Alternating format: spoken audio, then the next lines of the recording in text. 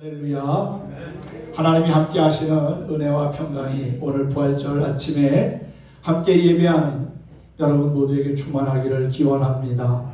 죽음의 권세를 이기고 부활하셔서 잠자는 자들의 첫 열매가 되신 예수님께 존귀와 영광을 돌립니다.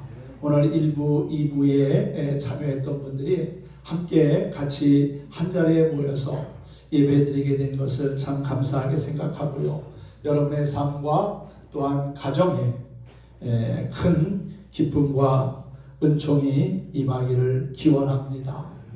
부활절은 우리 주님께서 사망 권세를 이기고 다시 사셔서 온 인류에게 큰 기쁨과 소망을 주신 최고의 날입니다.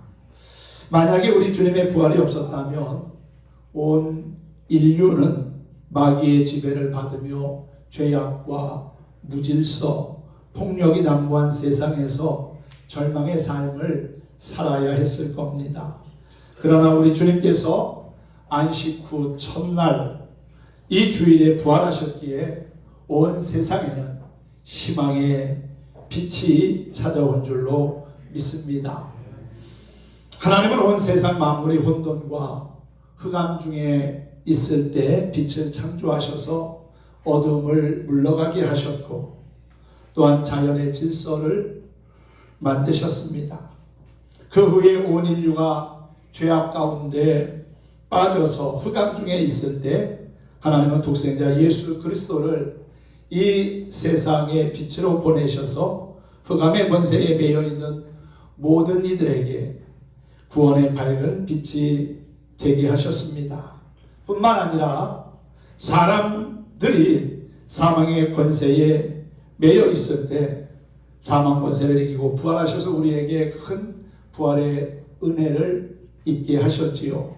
우리는 부활하신 예수님을 나의 주님으로 영접하고 구원받았고 또한 지금은 하나님의 자녀로 살아가고 있습니다. 부활의 주님을 만난 사람들은 언제 어디서나 하나님의 일꾼과 도구로 쓰임받길 원하며 그 일을 최고의 가치로 여깁니다.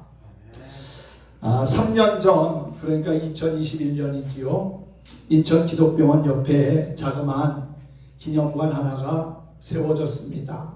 100년 전 기독병원을 설립한 로제타 홀 여사를 기념하기 위해 기독병원과 또 우리 중부연회가 함께 세운 것입니다. 미국 의사인 로제타 홀 여사는 캐나다 선교사였던 윌리엄 제임스 홀과 결혼하여 134년 전인 1890년에 의료 선교사로 조선에 와서 병든 사람들을 치료하며 선교하는 일에 힘썼습니다. 그러다가 3년 만에 남편을 풍토병으로 잃고 어린 딸마저 이질로 잃게 됩니다. 큰 슬픔을 당했음에도 불구하고 로제타 홀 여사는 1921년 인천 최초의 여성병원인 재물포 부인병원, 지금의 인천 기독병원을 세우고 그리고 국내 첫 시각장애인을 위한 평양맹아학교를 설립하게 됩니다. 로제타 홀 여사는 25살의 나이에 이 땅에 와서 43년 동안 의료 봉사를 펼쳤습니다. 그리고 한국에서 태어난 그의 아들 셔우도 홀 역시 부모의 뒤를 이어서 의료 선교를 하며 일생을 보내게 됩니다. 그런데 이 셔우도 홀은 자신이 이모처럼 따르던 한국인 최초의 여자 의사 박 에스더가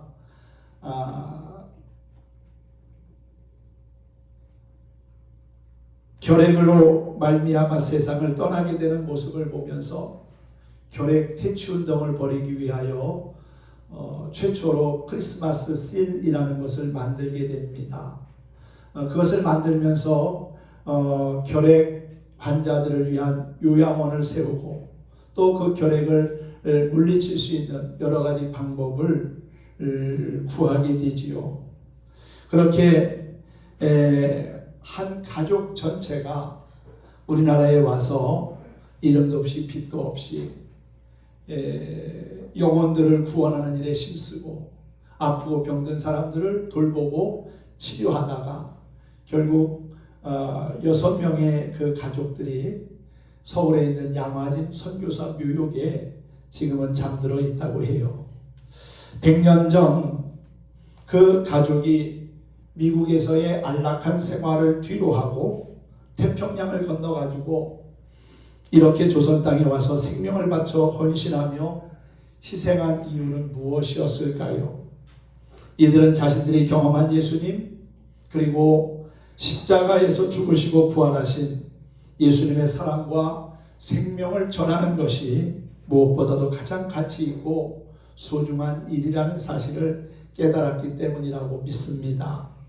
주님을 만난 사람들, 특별히 부활하신 주님을 만난 이들은 하나님의 사랑을 실천하며 이렇게 구원의 선한 역사를 이루는 일에 헌신한다는 사실입니다. 이탈리아의 수도인 로마에는 카타콤이라고 하는 지하 동굴이 있습니다. 성지순례를 갔다가 그 현장을 직접 들어가 보게 되었습니다. 어떻게 이런 곳에서 사람들이 살 수 있었을까? 빛도 없고 맑은 공기도 없고 또 푸른 하늘도 볼 수 없는 어두운 땅 속에서 사람들이 오랜 세월을 살았다고 하는 것이 쉽게 믿어지지 않았습니다. 카타콤은 로마의 초기 박해 시대에 기독교인들의 피난처였고 예배처였고 또한 무덤이기도 했습니다. 카타콤은 미로와 같이 좁고 낮은 통로로 이어지는데 어느 곳은 지하 10m 정도까지도 내려간다고 합니다. 아니 10층까지 그렇게 깊이 내려가는 곳도 있다고 그래요. 그래서 이 카타콤은 안내자가 없이 들어가면 출구를 찾지 못하여 나올 수 없는 지형입니다. 초대교회 성도들은 믿음을 지키기 위해서 이 좁고 어둡고 불편한 곳에서 250년 이상을 살았다고 합니다. 그들은 고난과 핍박 속에서도 부활하신 예수님을 믿고 의지하며 자신들의 믿음을 지켰던 것입니다. 튀르키예의 갑바도기아라고 하는 곳에도 바위나 언덕에 굴을 만들어 그 안에서 믿음을 지켰던 흔적들을 발견할 수 있습니다. 그것을 순례하다 보면 많은 깨달음을 얻게 되지요. 또 많은 생각을 하게 됩니다. 과연 이 같은 힘은 어디서 나온 것일까요? 자신의 재산과 생명과 명예까지 버릴 수 있었던 이들의 힘은 과연 무엇이었을까요? 그것은 바로 이 세상보다 더 나은 영원한 천국을 바라보는 신앙, 죽어도 다시 사는 부활의 신앙이 있었기 때문인 줄로 믿습니다. 우리 믿음의 선진들도 마찬가지였죠. 일제강점기와 또 6.25 전쟁의 수많은 고난 중에서도 믿음을 포기하지 않고 신앙을 끝까지 지킬 수 있었던 이유는 바로 그들에게 부활의 신앙이 확고했기 때문인 줄로 믿습니다. 죽어도 다시 사는 것이 그리스도인의 삶이요 신앙입니다. 부활이 없다고 주장하는 사두개인들도 예수님 당시에 있었지만은 예수님은 친히 당신이 십자가에서 피 흘려 죽으시고 말씀하신 대로 사흘 만에 부활하심으로 부활이 거짓이 아님을 확인시켜 주셨습니다. 예수님의 제자 가운데 도마는 주님의 못자국난 손을 보고 또한 창에 찔린 옆구리에 손을 넣어보지 않고는 믿을 수 없다고까지 했습니다. 그런 도마에게 부활하신 예수님이 찾아오시면서 당신의 흔적을 보여주셨지요. 그리고 믿음 없는 자가 되지 말고 믿는 자가 되라고 그렇게 말씀하셨습니다.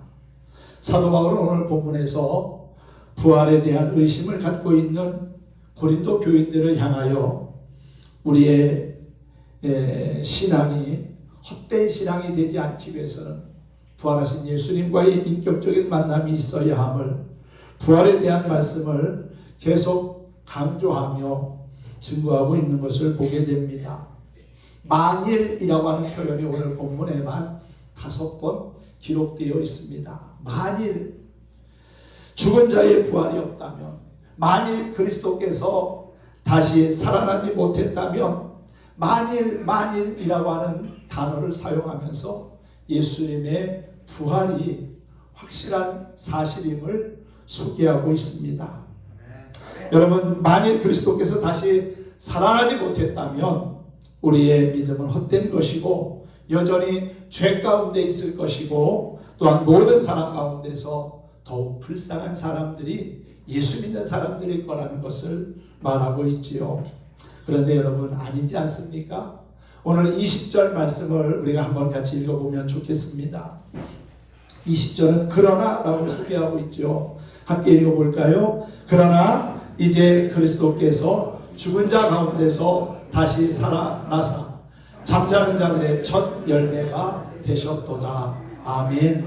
예수님은 죽음으로 끝난 것이 아니라 그 죽음을 이기시고 다시 사셨다는 거예요. 부활하셨다는 겁니다. 그래서 잠자는 자들의 뭐가 됐다고요? 첫 열매가 되셨다고 그렇게 말씀하고 있지 않습니까? 사랑하는 성도 여러분, 그런데 사실 인간적인 관점에서 부활을 설명한다거나 증명하는 일은 쉽지 않습니다. 과학적으로 설명이 불가능합니다. 그러나 하나님의 역사하시면은 인간이 가진 지식과 과학과 이성의 한계를 뛰어넘는다는 사실을 인정해야 합니다. 우리의 짧은 머리로 짧은 지식을 가지고 그 크신 하나님을 이해하고 그분의 뜻을 다 헤아린다고 하는 것은 있을 수 없는 일입니다. 그분은 우리가 생각하고 상상하는 것보다도 더 크고 존귀하고 무한하신 분이라는 사실이에요. 그 하나님이 저와 여러분을 구원하시려고 독생자이신 예수님을 이 땅에 보내주시고 또한 십자가에 피 흘려 죽게 하셨다는 사실을 어떻게 이해할 수 있고 또한 설명할 수 있겠습니까? 이것은 이해나 설명으로 되는 것이 아닌 믿음으로 되는 겁니다. 할렐루야. 믿으면 알게 되고 믿으면 보이고요. 또한 믿으면 부활의 역사가 내 삶을 통해서도 드러나게 된다는 사실입니다. 어느 부활절 무렵 영국 한 교회에 목사님이 새로 부임해 왔습니다. 동네 사람들은 새로운 목사의 설교에 관심을 갖고 교회로 모여 들어왔습니다. 드디어 목사님의 설교가 시작이 됐습니다. 그 설교는 이렇게 시작합니다. 어느 바닷가 마을에 어머니를 여윈 소년과 그 소년을 자기 생명보다 더 사랑하는 아버지가 있었지요. 어느 날 소년은 친구와 바닷가에 놀러 갔다가 풍랑을 만났습니다. 높은 파도와 강한 바람에 둘이 타고 있던 배에는 금세 물이 들어오기 시작했습니다. 소년의 아버지는 등대직이었습니다. 등대에서 바라보다가 아들이 탄 배를 발견하고는 깜짝 놀라 가까운 곳에 메어둔 작은 보트에 몸을 싣고 아들이 있는 쪽으로 힘껏 노를 저어갔습니다. 아들에게로 갔지만 아버지는 절망하고 말았습니다. 그 사이 아들이 탄 배는 뒤집혀 파도에 쓸려가 버렸고 자기가 탄 배에는 겨우 한 명밖에 태울 수 없었기 때문입니다. 둘을 모두 태운다면 배가 뒤집혀질지 모르는 그러한 상황이었습니다. 이미 아들의 친구는 포기한 얼굴이었습니다. 그런데 아버지는 아들에게 먼저 손을 내밀었다가 이내 손을 거두었습니다. 아들은 놀란 얼굴로 아버지를 바라봤습니다. 미안하다 아들아, 너는 죽어도 천국에 갈 수 있지만 내 친구는 아직 주님을 모르지 않지 않니? 아들은 아버지의 얼굴을 잠시 보더니 이렇게 말했습니다. 그래요 아빠, 우리 천국에서 다시 만나요. 아버지는 배에 아들의 친구를 태우고 쏟아지는 눈물을 감추지 못한 채 있는 힘껏 육지까지 노져왔습니다. 이런 내용과 함께 목사님의 설교가 끝이 났고 그의 눈에는 촉촉이 눈물이 맺혀 있었습니다. 찬송가가 시작되는데 교회 뒤쪽에 앉아 있었던 불량배 몇 명이 소근거립니다. 뭐야 저런 게 어딨어? 그냥 다 지어낸 얘기겠지. 누가 저걸 믿어? 그때 그들의 뒤에 앉아서 그윽한 눈으로 설교를 듣던 머리가 하얗게 센 노인이 나지막하게 말합니다. 그렇지 않다네 젊은이들.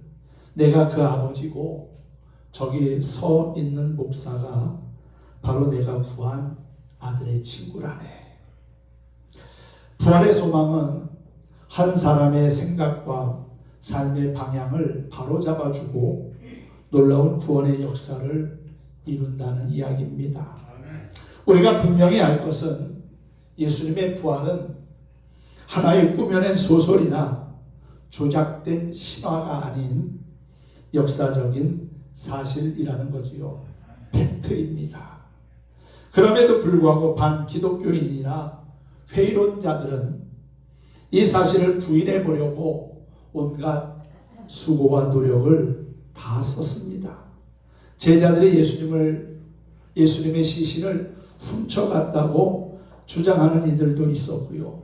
또 여러 가지 다양한 반증을 통해서 예수님의 부활하심을 인정하지 않으려고 했어요.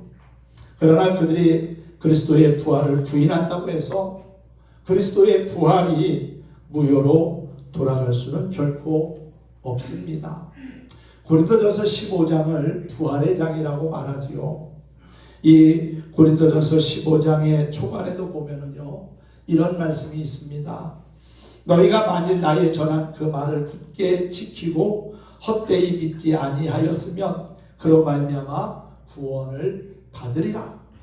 내가 받은 것을 먼저 너희에게 전하였노니 이는 성경대로 그리스도께서 우리 죄를 위하여 죽으시고 장사 지낸 바 되었다가 성경대로 사흘 만에 다시 살아나사 게바에게 보이시고 12 제자에게와 그 후에 500여 형제들에게 일시에 보이셨고 또한 사도들에게 나타나시고 마지막에 만삭되지 못하여 난 자와 같은 바울 자신에게도 부활하신 주님이 찾아와 주셨다는 것을 말씀하고 있습니다. 예수님은 죽음을 이기고 부활하셨습니다. 할렐루야. 기독교가 다른 종교와 다른 점이 바로 여기에 있지요. 다른 종교는 그 교주의 탄신일은 있지만 부활절은 없습니다. 다른 종교는 그 교주의 무덤이 있습니다. 그 무덤을 잘 장식하고 때가 되면 가서 경배하기도 하지요. 우리 기독교도 무덤이 있기는 하지만 그 무덤은 열린 무덤이고 빈 무덤이라는 사실입니다. 왜 그럴까요? 예수님께서 다시 사셨기 때문입니다. 부활하셨기 때문이지요. 만일 예수님께서 부활하지 않았다면 이 땅에 기독교란 존재하지 않았을 겁니다. 왜 그렇습니까? 우리는 그때의 상황을 잘 알고 있습니다. 주님께서 악한 자들에게 체포되었을 때 제자들은 다 뿔뿔이 흩어져 버리고 말았지요. 베드로만 멀찍이 따라가기는 했지만 그도 역시 주님을 3번이나 모른다고 부인하며 저주하기까지 했습니다. 실패하고 말았지요. 예수님께서 십자가에 못 박히신 후에 제자들은 겁에 질려서 한 집에 모여 문을 굳게 닫고 있었습니다. 또한 2 제자는 절망 가운데 예루살렘에서 25里떨어져 있는 엠마오를 향하여 내려갔습니다. 이러한 제자들이 어떻게 새로운 힘과 용기를 얻었을까요? 예수님을 못 박은 원수들이 들끓는 예루살렘에서 다시 모여 전도할 용기가 어디서 생겼을까요? 어떻게 주님의 부활에 대해서 그렇게 담대하게 전할 수 있었을까요? 맥없이 도망가고 방문을 닫고 숨도 제대로 쉬지 못했던 제자들이 어디서 이런 용기가 났단 말입니까? 거기에 대한 대답은 오직 하나입니다. 제자들이 부활하신 예수님을 만났기 때문이라는 사실입니다. 할렐루야. 예수님의 교훈은 대단히 중요합니다. 그리고 또한 그분이 행하신 이적도 놀랄만합니다. 그러나 이러한 모든 것들도 예수님께서 죽으신 후 부활하지 않았다면 아무런 힘이 없었을 겁니다. 다른 종교와 다를 바가 없었을 거예요. 아니, 다른 종교보다 어쩌면 못했을지도 모릅니다. 왜냐하면 다른 종교의 교주들은 죽을 때 예수님처럼 그렇게 비참하게 부끄럽게 죽임을 당하지는 않았습니다. 수치스럽게 죽지 않았다는 거지요. 그러나 우리 주님은 죽음을 이기고 3일 만에 다시 살아나셨습니다. 주님께서 살아나셨기에, 부활하셨기에 수치스럽고 부끄러운 십자가가 자랑스럽고 영광스러운 십자가로 된 것입니다. 사람의 육체가 완전히 죽었다가 다시 살아난 것을 보았다고 한다면 아마 사람들은 깜짝 놀랄 겁니다. 어떻게 그런 일이 있을 수 있냐고 신통하다고 말하겠지요. 온 세상이 떠들썩할 겁니다. 물론 굉장한 사건일 겁니다. 큰 이적임에 틀림이 없어요. 그러나 이것보다 더 놀랍고 더 신기한 기적은 우리 심령이 과거의 죄와 허물로 죽었던 상태에서 예수 그리스도를 믿음으로 거듭난 부활의 삶을 살아가고 있다는 겁니다. 우리는 예수님을 통해서 부활의 소망을 갖게 되고 영원한 생명을 얻은 그리스도인이 되었다는 것이지요. 성경에는 죽었다가 살아난 사람들이 7명 있습니다. 제일 먼저 나오는 사람이 사르밧 과부의 아들이지요. 엘리야가 살렸습니다. 그리고 수넴 여인의 아들을 엘리사가 살렸고요. 회당장 야이로의 딸과 또 나인성 과부의 아들 베다니의 나사로는 예수님이 살리셨습니다. 그리고 요바에 살던 다비다 사도 베드로가 살렸고요. 그리고 졸다가 떨어져서 죽었던 유두고는 사도 바울이 살렸지요. 이들 7명의 사람들은 잠시 기절했다가 깨어난 사람들이 아닙니다. 모두 완전히 죽었다가 다시 살아난 사람들입니다.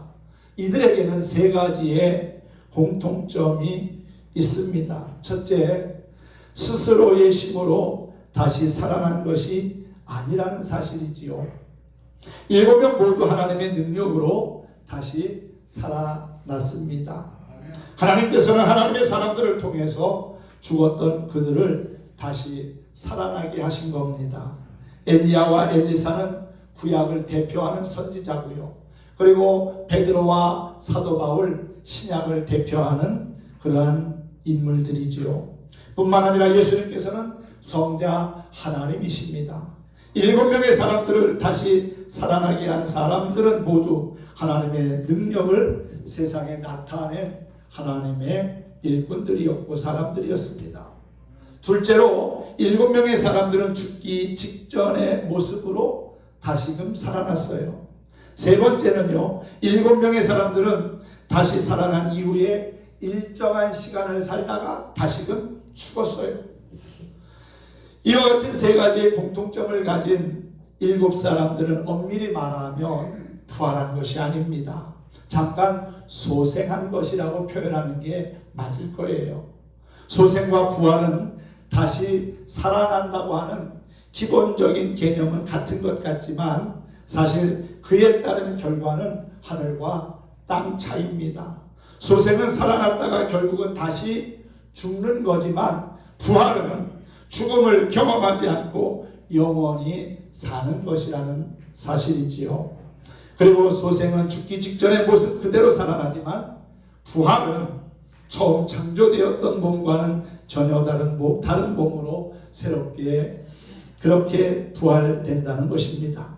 세상에 많은 기적이 있지만 기적 중에 기적은 죽었던 영혼이 예수 그리스도로 말미암아 다시 살아난 심령의 부활인 것을 믿으시기 바랍니다. 이 부활절에 우리 모두가 그리스도의 부활을 나의 삶 속에 다시 체험할 수 있기를 바랍니다. 예수님께서 내가 살았으므로 너희도 살겠음이라고 말씀하셨는데요. 우리도 예수님과 함께 옛사람을 십자가에 못 박아 죽이고 그리스도와 함께 저 천국을 향해 살아가면 좋겠습니다. 부활하신 예수님을 만난 사도 바울은 자신의 삶을 이렇게 고백했습니다. 갈라디아서 2장 20절 우리가 잘 아는 말씀이지요. 내가 그리스도와 함께 십자가에 못 박혔나니 그런즉 이제는 내가 산 것이 아니요 오직 내 안에 그리스도께서 사신 것이라. 오늘 부활은 죄의 사람인 나는 죽고 내 속에 그리스도가 살아계시도록 믿음으로 사는 것입니다. 예수님의 부활 사건에는 몇 가지 확실한 증거가 있습니다. 첫째로 예수님의 무덤이 비어 있다는 거예요. 안식 후 첫날 새벽에 예수님의 무덤을 찾았던 막달라 마리아는 비어 있는 무덤을 목격했고 가장 먼저 부활하신 예수님을 전하는 영광을 얻었습니다. 우리 주님의 무덤은 빈 무덤입니다. 예수님이 죽음을 이기고 다시 사셨기 때문이지요. 둘째로 제자들의 삶이 변했다는 겁니다. 두려움에 떨던 제자들이 부활하신 예수님을 만나고 담대하게 예수님의 부활을 전하는 전도자가 되었지요. 담대한 삶의 주인공이 될 수 있었던 것, 부활하신 예수님을 역시 그들이 만나고 체험했기 때문입니다. 그리고 세 번째는 부활의 신앙을 갖는 자마다 죽음을 뛰어넘었다는 거예요. 초월했다는 겁니다. 예수님께서 붙잡히시고 십자가에 달리실 때 제자들은 다 도망쳤습니다. 그런데 부활하신 예수님을 만난 후에 그들은 담대하게 복음을 증거하였고 또한 모두 다 순교의 반열에 올랐습니다. 예수님의 부활은 곧 그리스도인의 부활의 약속이고 보증입니다. 부활은 불가사의한 신비지만 우리가 그냥 이성으로 단순히 생각할 수 있는 그러한 사건이 아니지만 그리스도께서는 가장 큰 소망과 기쁨을 가지고 부활하셔서 우리에게 큰 은혜를 누리게 하셨지요. 부활하신 우리 주님이 다시 오실 때까지 우리는 어떻게 살아야 할까요? 사도 바울은 고린도전서 15장 마지막 절에서 이렇게 말합니다. 그러므로 내 사랑하는 형제들아 견실하며 흔들리지 말고 항상 주의 일에 더욱 힘쓰는 자들이 되라. 이는 너희의 수고가 주 안에서 헛되지 않은 줄 알미니라 그랬어요. 여러분 그렇게 살아갈 수 있기를 소망합니다. 우리 주님 이 땅에 다시 오실 때까지 견실하며 흔들리지 말고 항상 주의 일에 더욱 힘쓰는 자들이 되었으면 좋겠습니다. 하나님은 부활을 통해서 최고의 역전 드라마를 연출하시는 전능자십니다. 날마다 부활의 신앙을 가지고 전진하며 승리할 수 있기를 바랍니다. 죽음의 권세를 이기고 잠자는 자들의 첫 열매가 되신 예수 그리스도께서 여러분의 삶과 또한 가정에 늘 함께 하시기를 간절히 축원합니다. 축복합니다.